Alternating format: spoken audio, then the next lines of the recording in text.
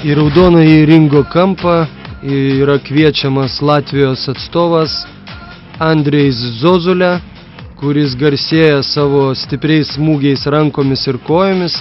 Tai yra kickbokso atstovas ir šioje kovoje jis bandys įrodyti pranašumą savo smūgiais. O į mėlynąjį kampą kviečiamas Rimgaudas Kutkaitis. Taip, sportininkas pasisveikina ir... Kiek teko girdėti, jis atstovauja Šakių klubui Ošimas, jo treneris yra Vytautas Smirnovas ir jie įvardė savo stilių kaip džiudžitsu.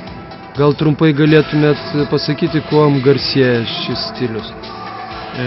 Džiudžitsu yra labai senas kovos būdas, siekia keletą tūkstančių metų jau ir būtent iš džiudžitsu, iš senųjų užrašų ir knygų būtent buvo sukurta dziudo sistema.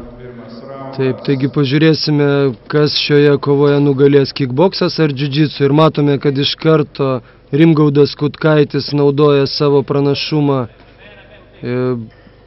sukibimo technikoje. Jis pargriovė Andrejų Zozulę, tačiau Andrejus fiziškai stiprus vaikinas ir jis bandė išlaikyti Kutkaitį, tačiau nepavyko. Ir Kutkaitis smūgiuoja.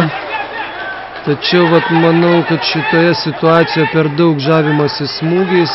Mano nuomonė, reikėtų Kutkaičiui naudoti būtent dziudo veiksmą. Taip, kadangi šis žmogus puikiai žino, ką reiškia smaugimo veiksmas, rankos laužimas ar kiti skausmingi veiksmai, tačiau jis susižavėja smūgiais. Taip, Rimgaudas, man atrodo, nori kovą pabaigti labai greitai ir būtent smūgiais į galvą. Tačiau, manau, treneriai taip pat jam patarė, kad naudotų tos veiksmus, kuriuose jis yra profesionalas. Ir matome, jis bando išplėšti Andrejaus Zozulės ranką. Taip, bet nepavyko.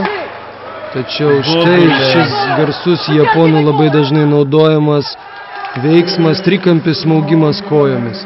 Taip, ir matome, kad Zozulė nebegali tęsti kovos, netgi trumpam praranda sąmonę. Puikus smaugimo veiksmas, būtent kojomis,